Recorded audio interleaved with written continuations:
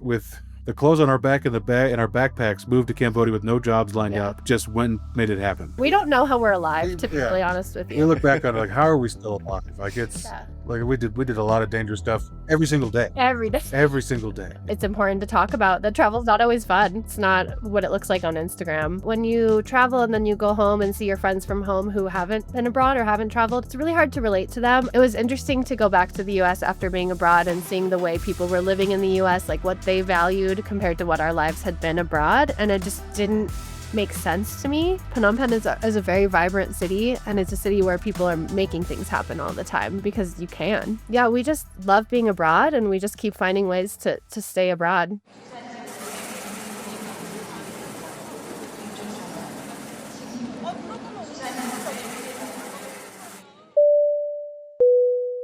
So you guys are in New Delhi right now, is that right?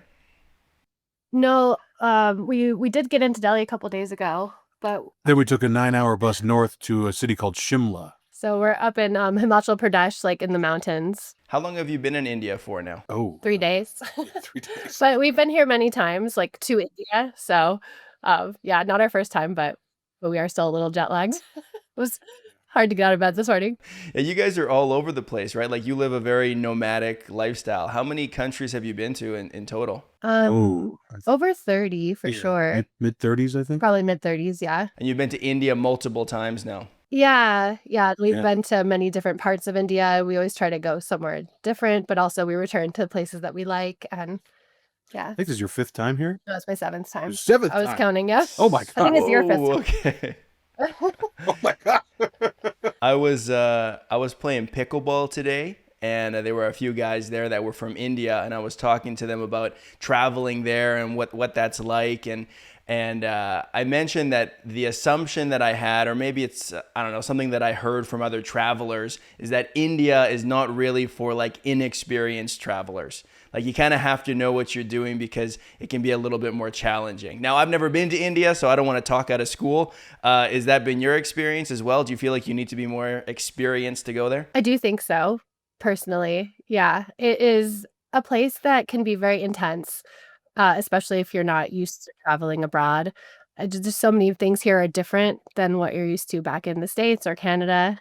Are you Canadian? Yes. Yeah, I'm Canadian. Yeah, cool. So yeah, it's very different than Canada. Just this morning, we went and got breakfast at a little stand, and we had to make sure to get 2 plates to bring everything home so the monkeys wouldn't attack us. For example. Yeah, we don't necessarily have those problems in Canada. We don't. My awareness of primates attacking my food is pretty low in Vancouver. Yeah, it's been a while. Stevo hasn't been back here in 6 years, so everything's kind of coming back to him. I came back here last year just for a month, but yeah, it's awesome to be back here. We love India. Yeah, we love it here. But I think people either love it or really don't and want to get out of here pretty quickly. I think it's kind of one or the other. So out of like the 30 countries that you guys have been to, how many have you gone to a second or third or fourth or 7th time? Quite a lot. Quite a few. Thailand. Yeah, we've been back to Thailand, Malaysia so many times, Cambodia. We lived in Cambodia and we went back to visit afterwards, and we had visited many times before we moved there. Mm-hmm. I went back to China quite a few times. Yeah, you did. Yeah. Where else have we been many times? Albania. Yeah. Well, France, Spain. the UK. I want to get into the countries that you guys have spent the most time, but I also want to take it back to like the beginning as well with your kind of origin story. Like, where are you guys from originally? Where did you grow up? I grew up in California, Southern California, my whole life, and you've got a much different story. I was born in California, and then I lived around the States, but I went to like junior high and high school and college in California. So I say it for California because it's. But he lived in Turkey as a kid too. Oh yeah, for a few years. Yeah. So lived in Istanbul. Yeah. Yeah. So Stevo, was your family like very international then? Like moving around a lot and going on trips when you were growing up? That was really our only big international trip, was to move to Turkey for a couple of years. So yeah, we did that. This was in the late 90s. I was like 9 when we left and 11 when we came back to the States. And we did that. My dad was building power plants for the suburbs of Istanbul. And it was an amazing experience. I regret being a stupid little kid back then because I love the food now. But back then we would go and get, cheeseburgers at McDonald's or TGI Fridays that was around the corner from where we were staying. It was an amazing experience, and it really, my family, we still talk about it all the time, even now, 20, 30 years later. And Jen, did you do any traveling growing up, or did you stay mostly in the U.S.? My family went to Mexico or Canada. And then when I was a teenager, we did a really big trip to France. And I think that opened my eyes to like so much. And then in university, I went on semester at sea. And that really like opened things wide open for me to see. Like I went literally all the way around the world on a ship and to like 13 different countries. And there were kids on the ship from all over. And we, it just was extremely influential and made me know that like I wanted to keep traveling. And yeah, it's probably a big part of why we're still going and doing what we're doing now. And Stevo's essentially been nomadic his entire life. So it's not weird for him, I guess. Yeah, I've moved around a lot, so Yeah. it's not a big ask. Yeah, I think we were talking about it that you've never lived anywhere longer than 6 years in your whole life. So That's true. Yeah, That'll make you a pretty adaptable person pretty quick. it does help. It does help. So is it fair to say that you guys had both kind of discovered a love for traveling before you came together and traveled together? Like that was something that you brought into it? I would say so. That's cool that you guys get to travel together though, because doing solo trips can be a little bit intimidating. Like I remember very vividly a moment where I was on a train in Germany. I was doing an exchange there for a month, and I went on my own. Like it was through my university in Canada, so I had some kind of structure, but I went on my own, and I was on this train. It was like 11 at night. The stop that I was wanting to get to, I wasn't going to make it because the train was ending for the night.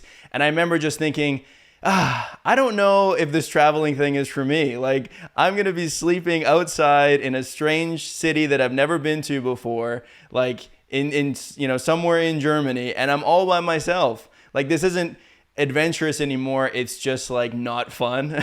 And so I think that you can get to that point when you do solo trips where it's like you don't really have the story as much. When you can kind of commiserate with somebody else when things go wrong, at least you have the story. You can kind of remember that. And so it's cool that you guys have each other. Thanks. Yeah, we're extremely grateful for it. But it's good that you have a podcast and you can tell your stories and share that with other people. I think that it's important to talk about that travel's not always fun. It could be really challenging at times. It's not what it looks like on Instagram. I mean, we've been traveling together far before we were sharing anything on social media or YouTube or anything like that. We really only started sharing our journey on YouTube a few years ago.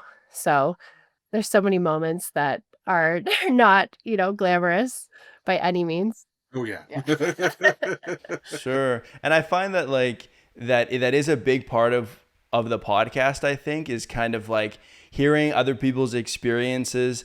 And a lot of us have gone through similar struggles, like the idea of culture shock or struggles learning another language or adapting to a new environment. No matter what the country is, we kind of share a lot of those things. And so I do find it kind of cathartic to talk to people about that. Not to like just complain about traveling because it's challenging, but we do it anyway. So obviously it's worth it.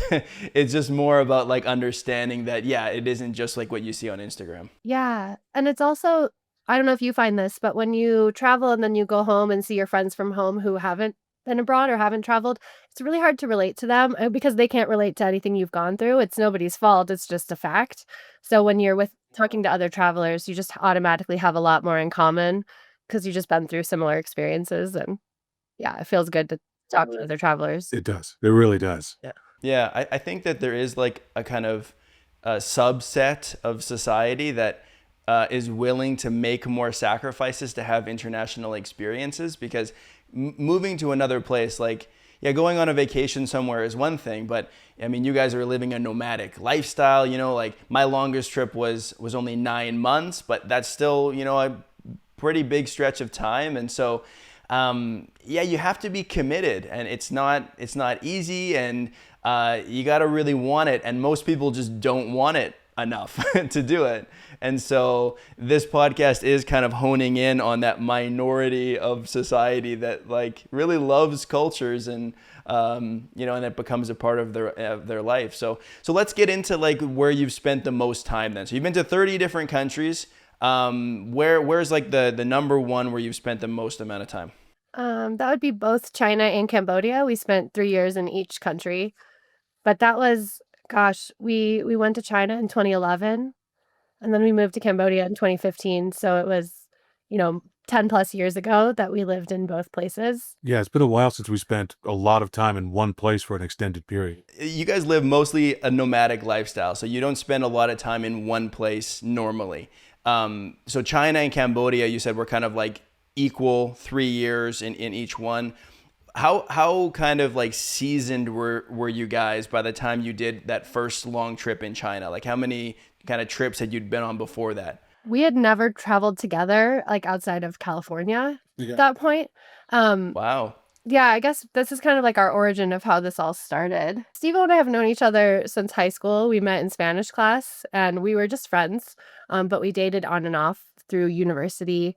And we got back together when we were in our early 20s. And at that time, I had just come back from graduating university, and then I went to Cambodia for 6 months and taught English in a village in the countryside. Was such an incredible experience, good and bad. Learned a lot of things about voluntourism and things I wouldn't do again or wouldn't recommend necessarily others to do, but was still a very formative experience. Anyway, I came back and Steve and I got back together. And we really wanted to, do all the adult things like move in together. And we talked about travel because she had just gotten back, and it's something that I love doing. And we started looking at apartments around where we lived, and we're like, well, this ain't happening. Yeah, it was just so expensive. Even this was 2010, 2011. Yeah, it was even at that time $1,400 for a studio, not even in our hometown, like near our hometown, near the freeway, like not in a desirable area even. And we were like, oh, well, then we're not going to be able to travel. And then I think you found the TEFL course on Craigslist as Yeah. being run at the local university. And the thing that made us sign up with these guys in particular is they said, we'll get you a job. You do this course, you'll get a job. And we thought, oh, that sounds cool. Like, let's just go abroad for a year and teach English. That way we'd still be making money. We could come back and become real people again. But at least we could go abroad and and have money to travel a little bit after we finished teaching for that year. So that was kind of our plan. And then after that so they did help us get a job, but it was literally in the middle of nowhere, northeastern China. And we just took the first job that came to us because we were just ready to go. Yeah. And in hindsight, maybe we shouldn't have done it that way, but I think we both don't have any regrets because it was such a crazy year. Yeah. I mean, we were just so happy to live together. That was that was the biggest selling point for us. You're like, our hometown is too expensive. Let's go to China. Yeah. Rent Basically. is a lot cheaper in communist China than in communist California. Totally. So you couldn't choose which country you were going to. They decided that it was going to be China. What? No, That's a great question. Great question. Because we wanted to go to South Korea, but at that time, this was like mid 2011, there was a government shutdown In the U.S. in the U.S. And to get a gig in South Korea, you need a full FBI background check. And that was going to take like 6 months to get done. And we're like, well, we ain't waiting 6 months. Yeah, because of the U.S. side, it was just everything was so slow because of the shutdown, and we were like, "There's no way. We're not waiting another 6 months." I was working in insurance at the time. You were a lifeguard So I was a swim coach. and a swim coach, and we were just like, "Yeah, let's just like let's get this party started." And China was much easier, so we were boots on the ground within a month of deciding to go to China. Um, And yeah, and we just went for it. Our plan was to be gone for a year, but we really loved being abroad. The city we were in was, a small hamlet of like 1 million people. And so there were very few English speakers there aside from our coworkers. And we made a couple of Chinese friends who were English teachers who spoke really good English outside of our school. And we met, I think, 3 foreigners the whole year that we were there. So there weren't very many of us. And so we had to learn Chinese because it was a necessity. Yeah. And Yeah. For the first few months, whenever we would go to a restaurant, we would just point at something and say that, and then hopefully we got what we wanted. Yeah. I think we only ended up with intestines and duck heads a couple times. Yeah. I mean, that's the authentic experience, though, when you can kind of get away into an area that isn't very international. You live how normal people live. You're really far away from the international bubbles that sometimes you find in big cities, right? Yeah, absolutely. Like so many interesting things happened there that we wouldn't, because we later moved on to bigger cities in China when we decided to stay abroad. We were like, this is pretty sweet, but maybe we could move somewhere with more foreigners and more to do. And so we did travel for a few months like we had planned after that contract finished, but then we decided to get jobs in another city, a bigger city in China after that. Um, and that was like 5 million people. So there were probably like 50 expats there who we ended up meeting. That made the experience more interesting. And we could speak some Chinese then, so it was easier to make local friends. And yeah, it was great. And then we moved to Shanghai after that. So Did you do it like 1 year at a time? Or after the first year, did you plan to stay the additional 2? no, We 1 year at a time. we did not have a plan. We still don't have a plan to this day. Yeah, I don't think we've ever really had a plan, to be honest with you. Yeah, we just love being abroad, and we just keep finding ways to stay abroad and have new experiences. And that's, I think, really what drives us is trying different things and seeing what we can make happen, and learning about the other ways people live. And we've met so many other foreigners, other travelers over the years who've inspired us to know what's possible. And I think that just has kept us going. And has the teaching English been kind of a common thread throughout your travels as a way of financing them? That was our bread and butter for up till 2 years ago. Yeah, even up till a year ago. A year ago. Yeah. Hey, yeah. That was last year. Yeah. Yeah, so we taught in person for those 3 years in China in international schools, and then when we moved to Cambodia, we got jobs in international schools as well. Um, but in China, there's a lot of like other side gigs you can do. So we did a lot of like silly things like bartending, That's it. yeah, or modeling, which like was so weird, but yeah.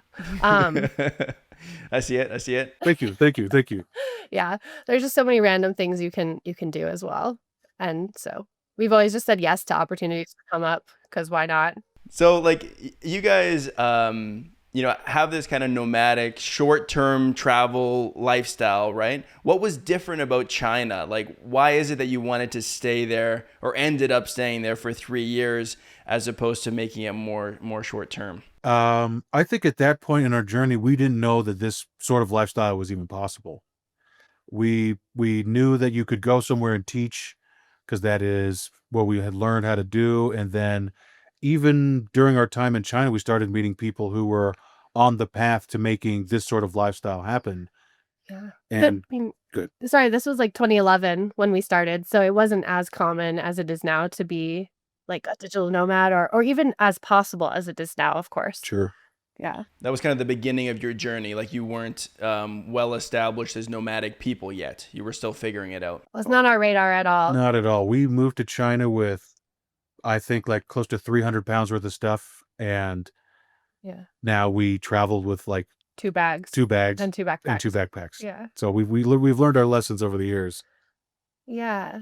Yeah, it was really just a journey of meeting people and being like, "Oh my God, that's a thing you can do? Mhm. Okay, let's try to figure out how to do that." Because, when you're a teacher, the cool thing is you get summer breaks and winter holidays and other holidays in between. So we would always take advantage and go, spend our whole summers traveling and all of our breaks. And of course, sometimes going home to visit family. But we were like, how can we just do that endlessly? Like that is the best part of this whole thing, right? And so that was a goal that was on our minds for several years. Because like after you travel for a while, I think you can realize how expensive it is too. If you want it to be sustainable, you kind of have to make money while you're on the go.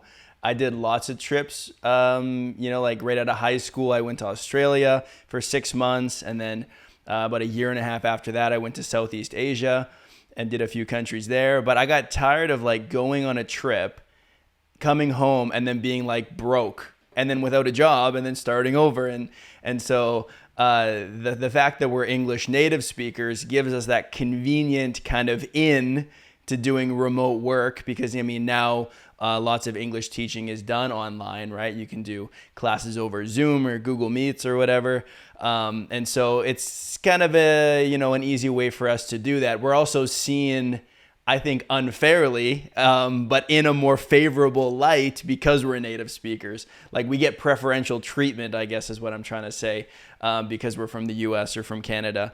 And so, yeah, it's a cool opportunity. And I wanted to do that when I was younger. When I first went to university, I talked to an advisor there, and I had this idea that I would go abroad and teach English. And so I just said, that's what I want to do. How do I do it? And then they said, well, study this course. And I said, okay, whatever it is, just sign me up. I'll just do that. And so I did like 4 years of a program, and 2 years in, I realized I don't think I want to do that. I don't think I'm going to end up teaching English abroad. And I didn't do that, but I found other ways to travel. But yeah, I had that on my mind too. Like, yeah, the teaching thing, that's your ticket into this world, you know? Yeah, it really truly can be a ticket into making this lifestyle happen. If you want to move somewhere, especially, it's a good way to get a visa. Yes.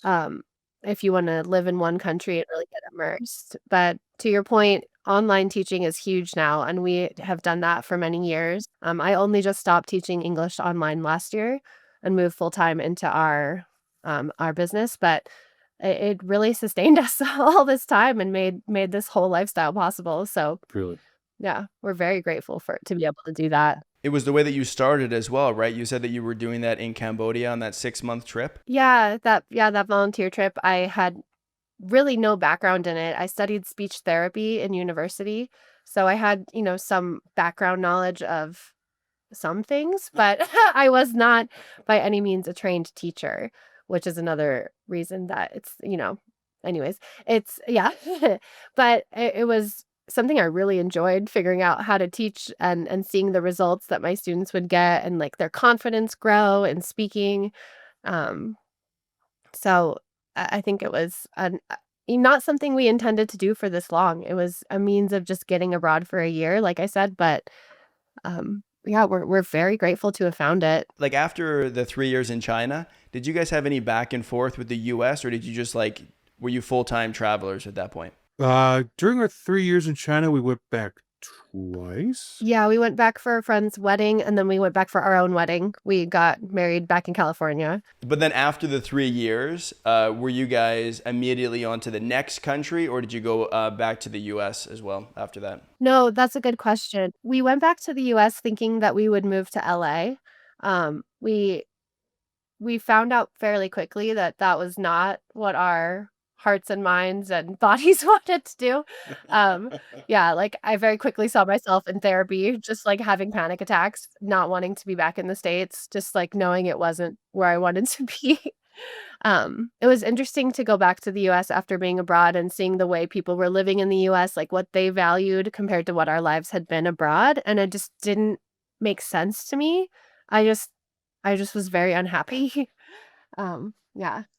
Yeah, that was a very quickly failed experiment, and I think we were there for all of 3 or 4 months, I think so. and then realized very quickly this isn't it.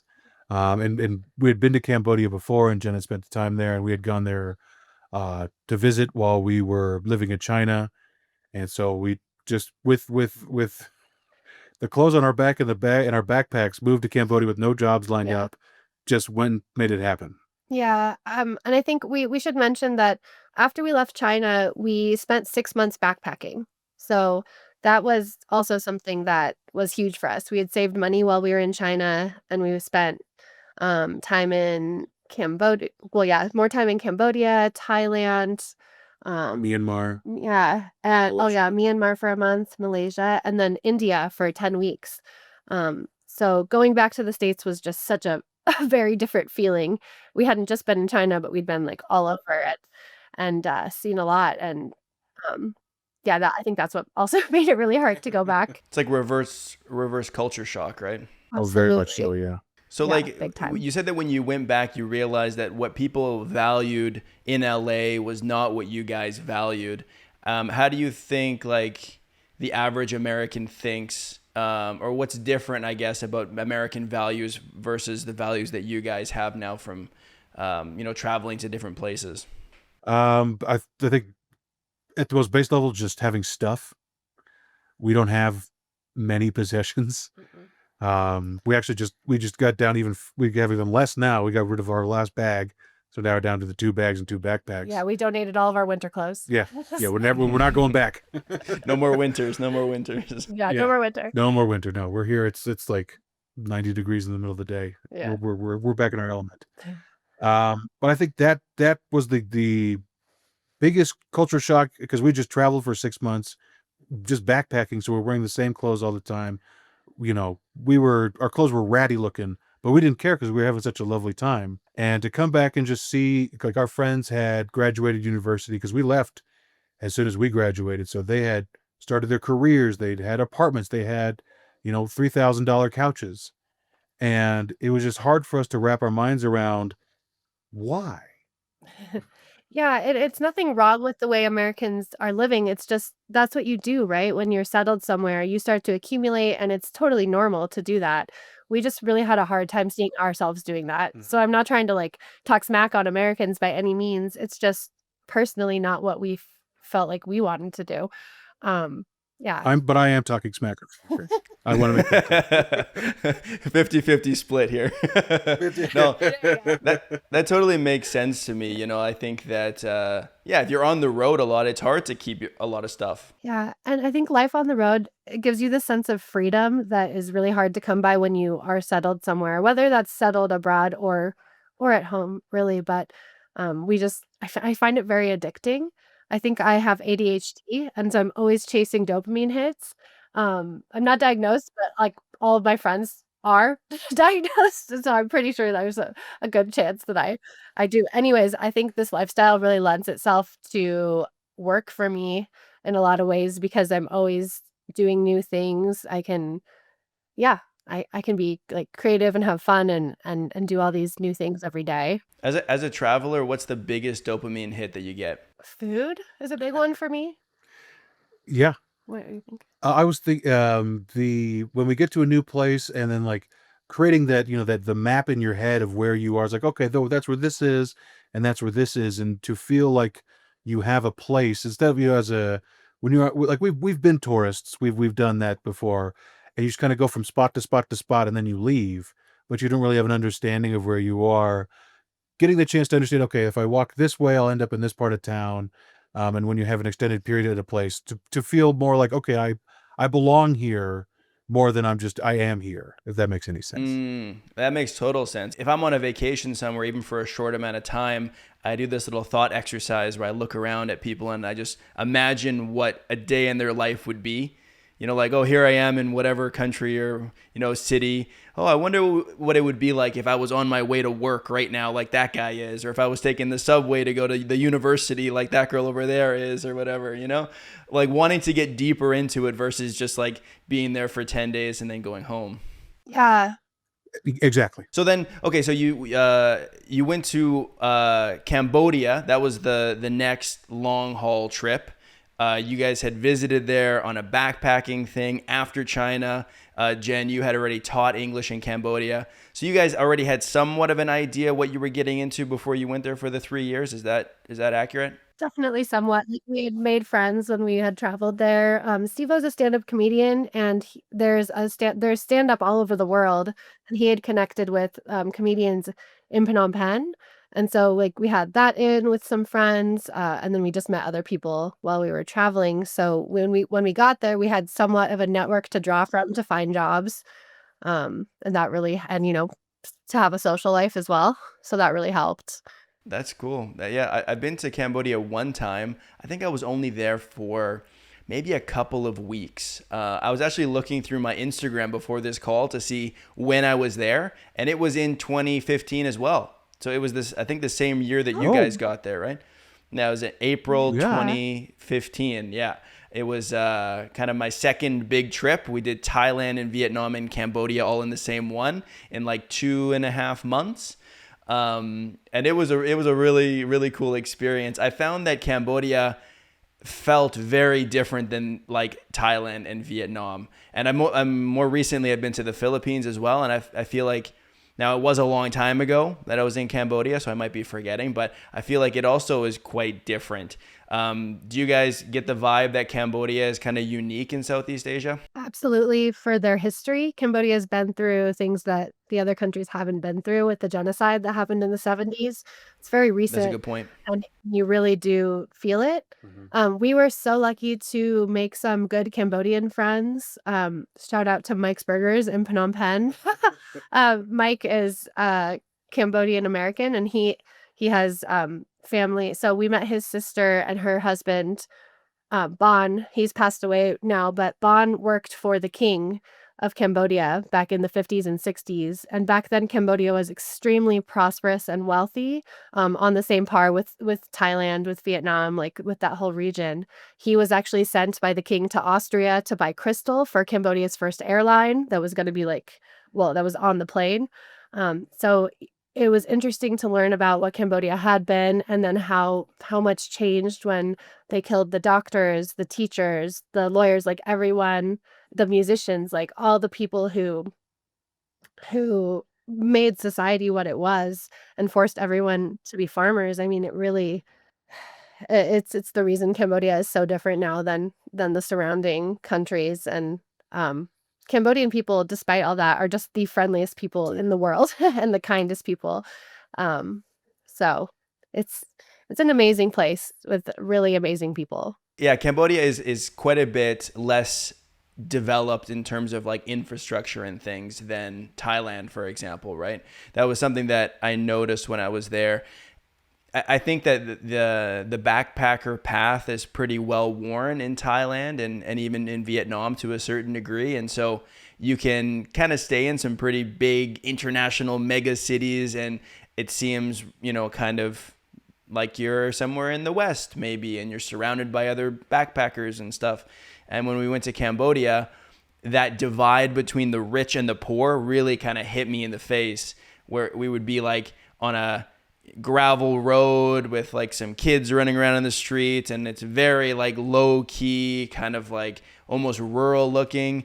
And then suddenly you'd come up to a mall that has like air conditioning and an Apple store.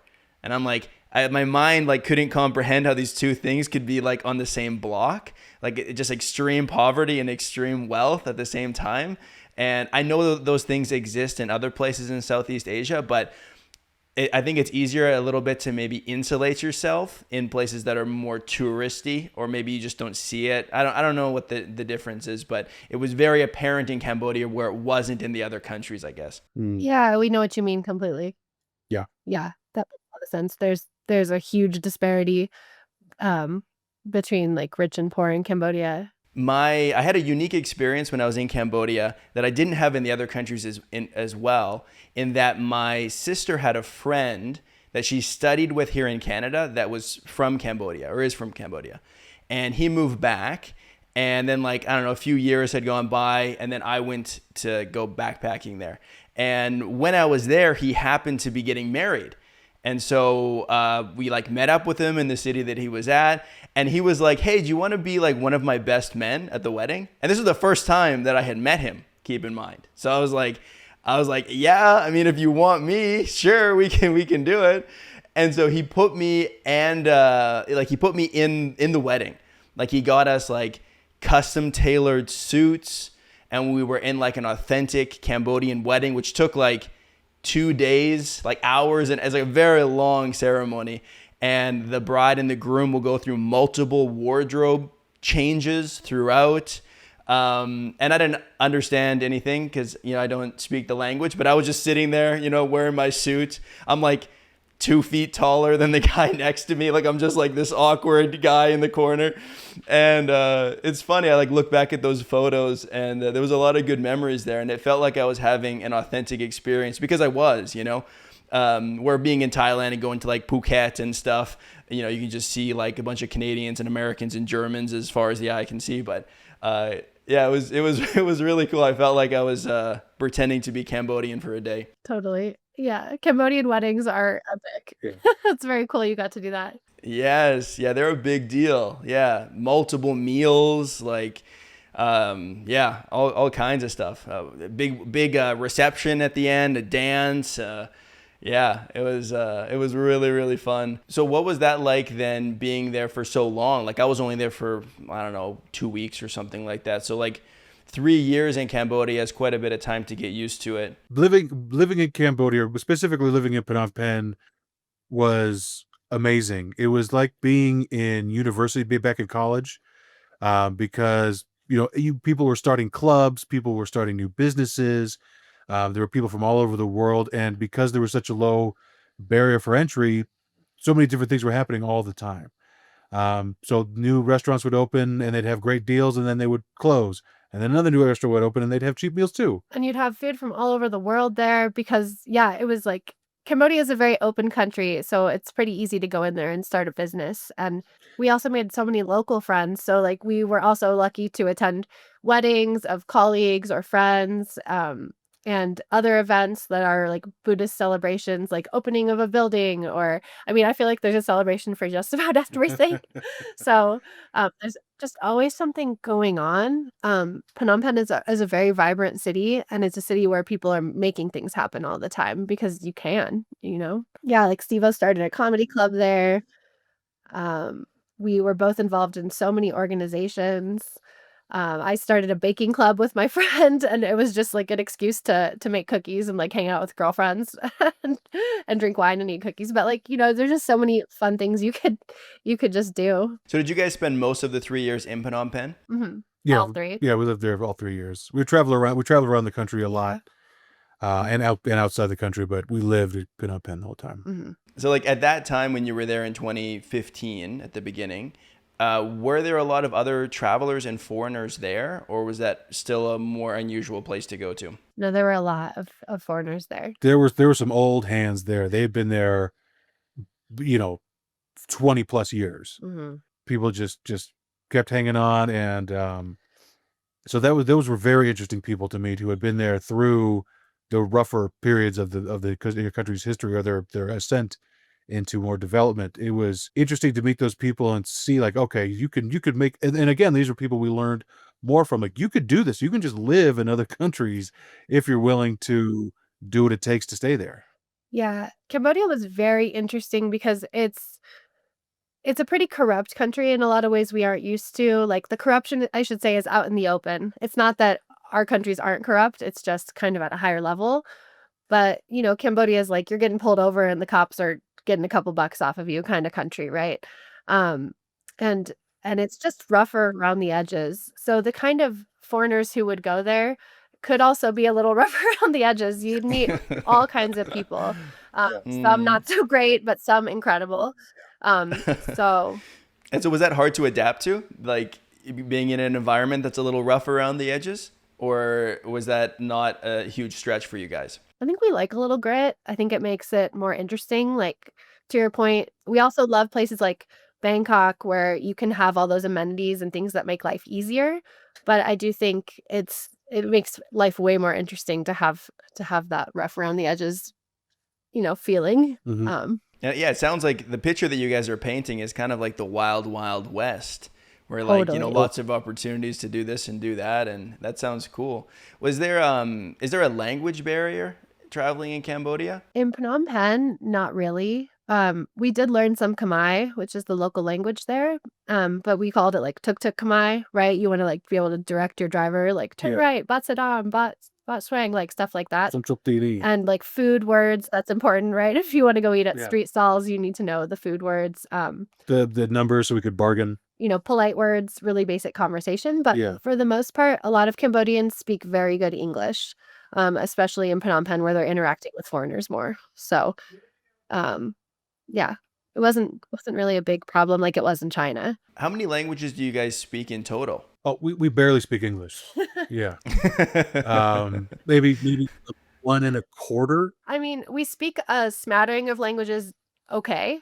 Like we can get by in Chinese still. We can get by in Cambodia. We speak a little bit of Thai. Like You do? well, just like the very basic words, Oh. but we don't speak anything fluently besides English. I think Chinese is probably our second best language, and then Spanish would probably be after Chinese. You have them as tuk tuk languages, like to kind of get by Yeah, in everyday a little better for circumstances. Chinese. Chinese, we Okay. got walking around Chinese. Like we're conversational, but we're not interesting. Yeah. Um, Conversational but not Like interesting. That's an interesting way we to did put put it. we put a lot of effort into learning Chinese, so that one's probably our best, but we haven't used it that much in the past several years, so like 10 probably years. gone away. Yeah. Yeah, we could have a basic conversation. Still, yeah. And Yeah. then we learned Spanish in high school. Yeah, like if you don't use it, it is hard to maintain it for sure. But I think it's always somewhere in there, like especially if you reach like an okay level, that conversational but not interesting level that you were talking about. I think if you get there, it never fully goes away. It's like just hidden a little bit deeper. I would imagine that like your day-to-day life in Phnom Penh would be radically different than what you guys were experiencing in the US. Like what were some of the main differences in lifestyle? I guess our commute to work would be a big one. Like in California, I was commuting on the freeway every day, sitting in traffic. In Phnom Penh, we rode bicycles everywhere to get around, and so we'd just be, breezing through the traffic. And gosh, I can't believe we did that. We don't know how we're alive, to be really honest with We you. look back on it like, how are we still alive? Like it's like we did a lot of dangerous stuff every single day. Every day. Every single day. Yeah. I don't know that we do all that stuff now, 10 years later, Yeah. but it was great at the time. I would just hail a motodop. I would just get on the back of some dude's motorcycle and he would take me to work. Yeah, I have a good video of that on our YouTube channel, actually. It's just like a first-person view of taking a motorbike to work. Yeah. I remember the traffic was pretty crazy in Phnom Penh, and I remember being on the back of like a little moped that the groom owned. Actually, he was the one taking us around. I mean, we got there like 4 days before his wedding ceremony, right? And it's a big ceremony. And he had all the time in the world to hang out with us. He was like showing us around the city. And we're like, don't you have to like get ready for your wedding in 48 hours? And he was like, nah, it's fine. Don't worry. So it was like me and my German travel buddy at that time, Max. And we jumped on the back of his moped. So like, it's like, he's driving it up front, and then like we're just like sitting on the back, wondering if the thing can even hold our weight. Like these two chubby Western guys kind of just sitting on the back, and we're cruising around the city, and it was such a cool experience. But yeah, it did seem like it was a little bit hectic in the streets. Is that fair? Oh my God, yes. And yeah, hectic is putting it nicely. Yeah, it is. It is like you said. It's the Wild West. It is. Anything goes. The laws are suggestions. Mm-hmm. Mm-hmm. Yeah, and forget walking on a sidewalk. Like there are motorbikes. There are motorbikes on the sidewalks. Yeah, Like there's nowhere is safe. If there is a sidewalk. Yeah. Yeah. So yeah, that's like like the commute to work, definitely something different. What else was different compared to the US? There were a lot more Cambodian people.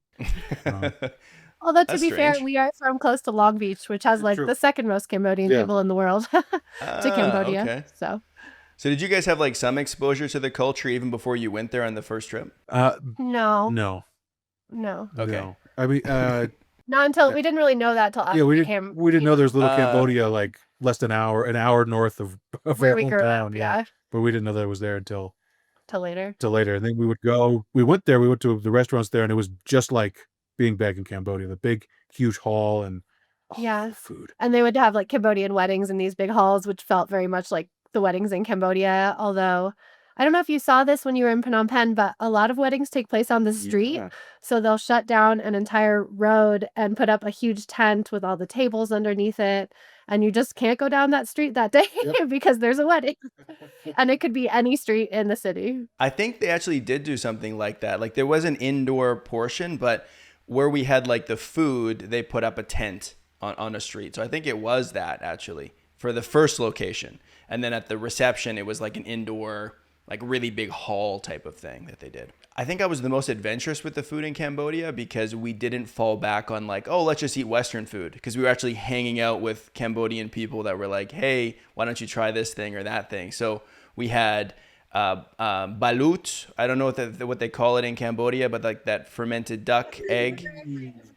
Yeah, we had that. That was my first experience with that. I've tried it now in the Philippines, but that was pretty intense. We had deep fried duck tongue. We had water buffalo.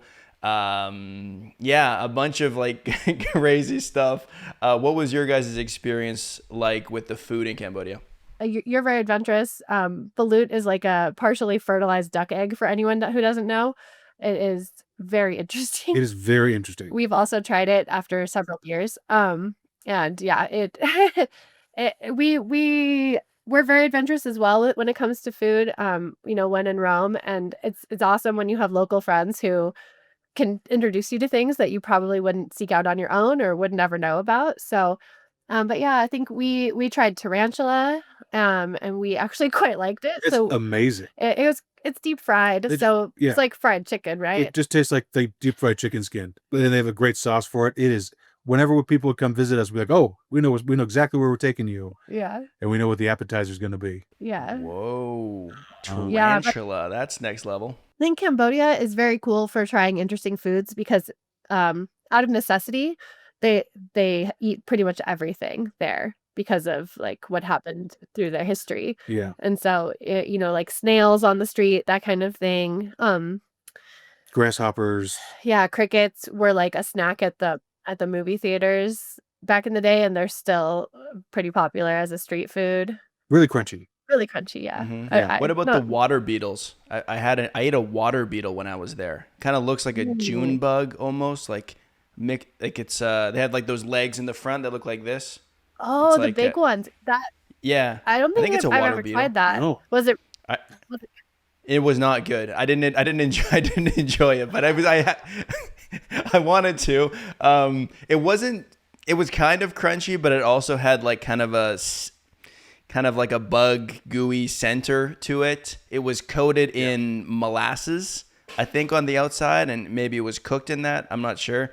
And I ate it. I mean, this was like 10 years ago, but at that point I was making also making content on YouTube, and I filmed it. I filmed myself eating this thing, and I thought it would be kind of a cool thing to show people back home, like, hey, I'm eating this bug. And I almost puked like in the video. I'm like struggling to keep it down.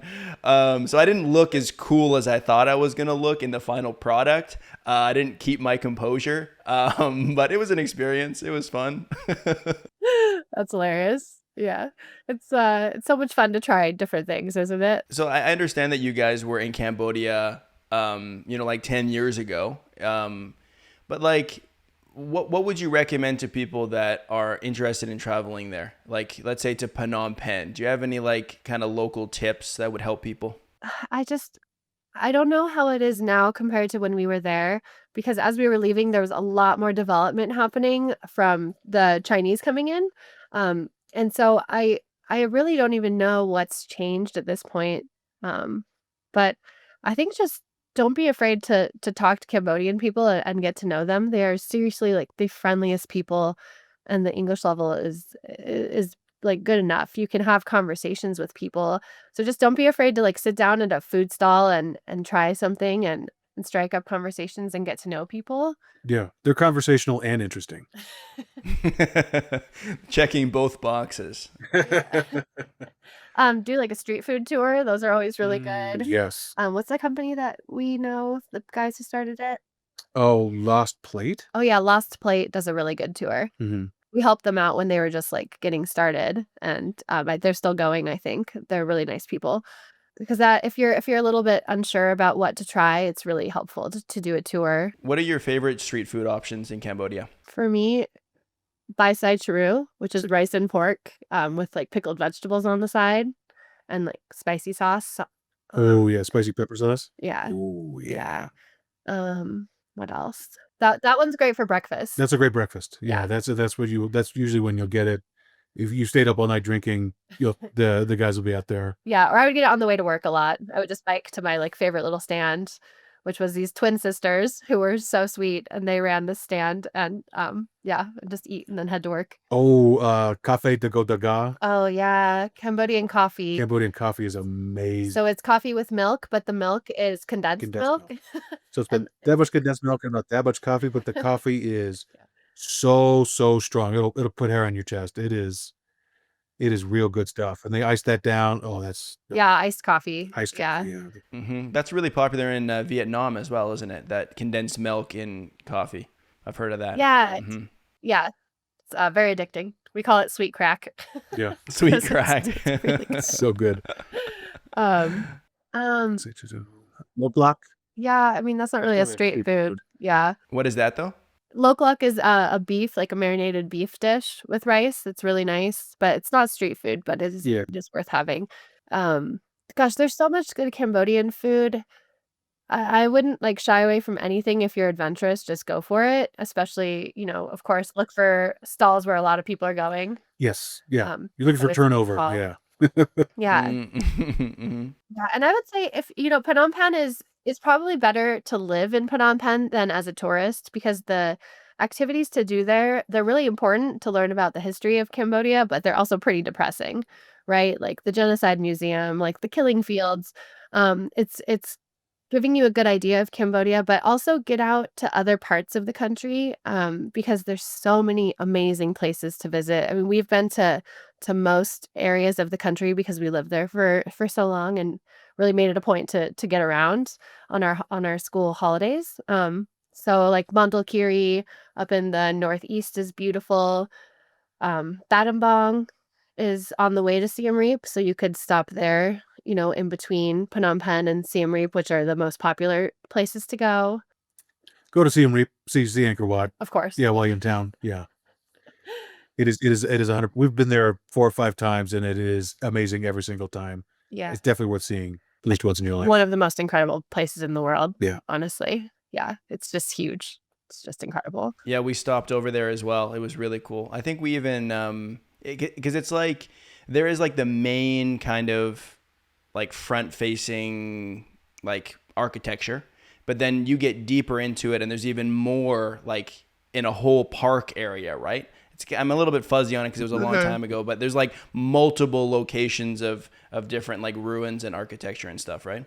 Yeah, it's a massive complex. Yeah, you're exactly right. Yeah. So There's even some a couple miles away. there's dozens of temples, and they're still always uncovering more. It was only discovered, I want to say, in the late 1800s by like a French traveler. He was going through the jungle and like came upon it. So it's incredible, and they're using new technology like infrared to find out what's underground. So they're able to unearth more and more all the time. We used to love going down to Kampot, and down to Sihanoukville to the beaches, but unfortunately, I think a lot has changed in both cities with development.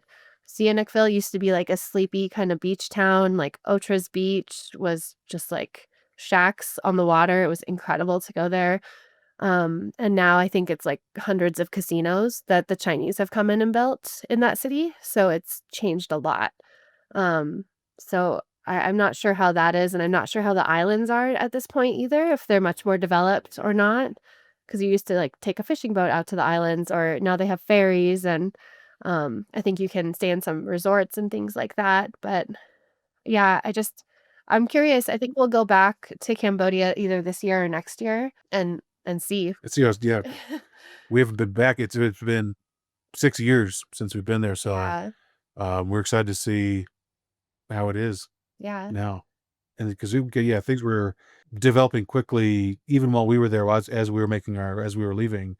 And even between the time like we left in July of 2018 is when we stopped living there, and then we visited in March of 2019, and even in that short period things had changed drastically. So 6 years, I can't imagine. Wow, it's changing fast.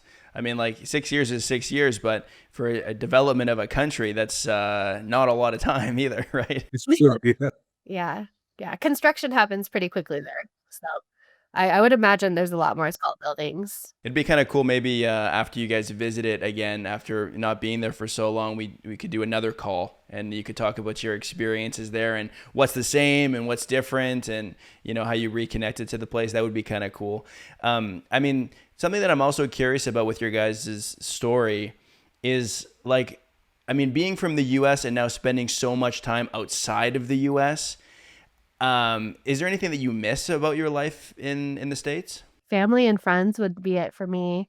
Family, friends. I can't find my favorite candy, hot tamales, anywhere in the world.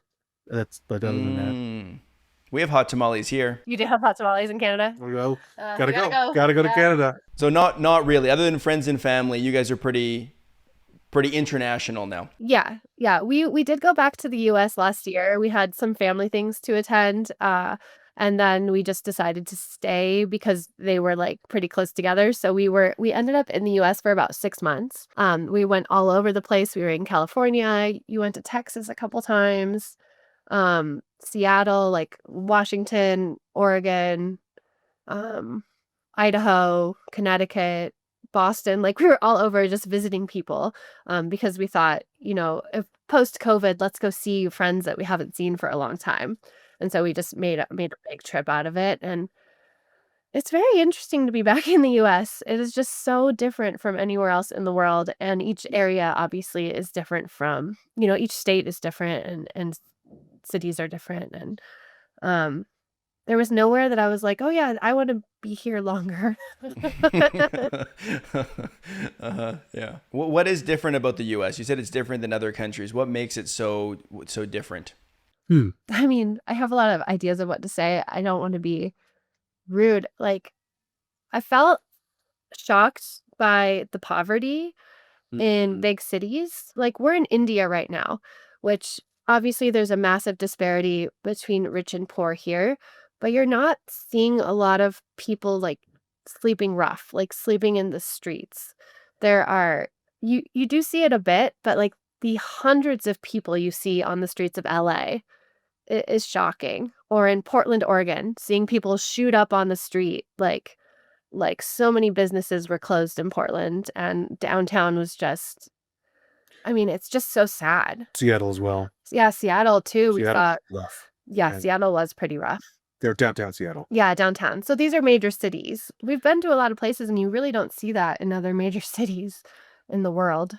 Yeah, the how in your face the homeless crisis is in the US was shocking, because we've And been, the drug crisis. and the drug crisis as well. That was just so prevalent. I was not expecting it. Not expecting it. That was eye-opening. The drugs and the homelessness, like the drug problem and the homelessness problem, I think is also so like interconnected in that it almost frames the entire homelessness issue, because we have the same thing in Canada, right? We have problems with drugs as well, especially here in Vancouver. There's maybe a little bit more.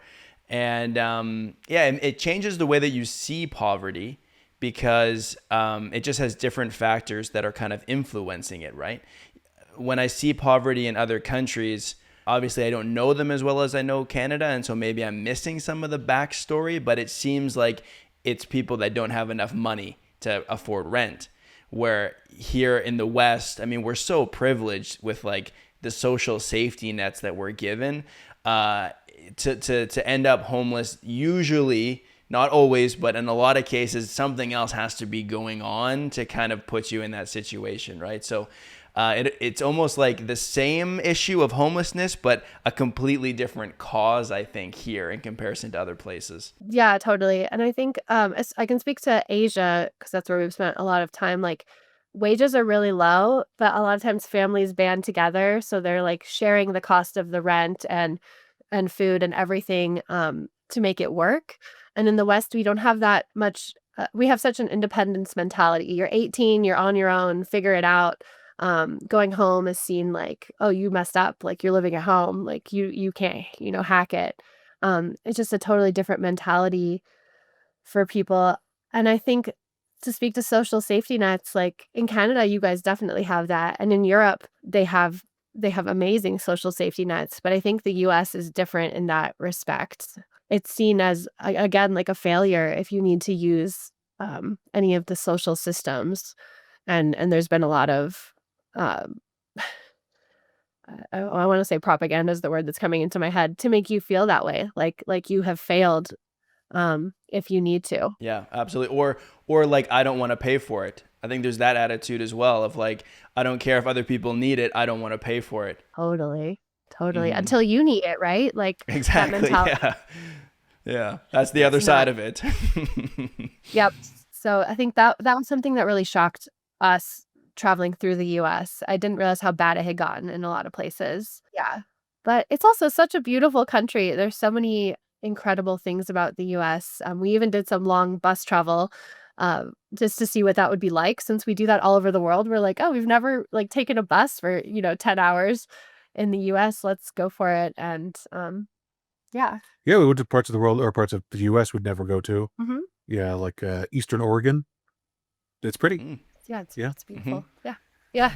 Yeah. I went from Seattle to Boise, Idaho on a bus. So that was, an experience. It was an experience. Yeah. I mean, the US has such kind people. Hmm. People are really friendly. It's easy to strike up conversations. Obviously, we speak the language and it's our culture, so it's easier. But I think that a lot of foreigners find that when they travel to the US too. People are great. And I think that's something that you could say about a lot of countries, right? People are great. It's the governments that are the problem. Sure. So, Yeah, like people are people wherever you go. I think that's true. Like people are given different opportunities and they're subjected to different governments and whatever else. And obviously there's uniqueness that comes with each culture. But like, at the end of the day, people are people. And I think, you guys would probably know that better than anybody with all of your trips that you've been on. So I appreciate you guys chatting with me. It was great to get to know you a little bit. Tell people how they can find you online, check out your content if they want to watch your videos and stuff like that. You can find us on YouTube. We are Two Can Travel, TWO Can Travel. We are on Instagram. It's two underscore yeah. can underscore travel. And then our blog is also twocantravel.com. So you can find us on any of those places. And we have a lot of free resources out there for anyone who wants to get into this lifestyle of full-time travel or moving abroad. A lot of good information on all of those platforms. Perfect. Wow. Thank you guys so much. I appreciate it. Thanks for the call. Yeah, it was great to hear your stories and get to know you. Great to meet you. Yeah, absolutely. Thanks for having us on. Yeah, my pleasure. My pleasure. And yeah, and I'm serious about when you guys go to Cambodia, we should do another one. I think that would be really interesting. So maybe we'll do that in the future if you guys are down. That'd be cool. Okay, sweet. See you later, guys. All right, take care. Thanks, Jared.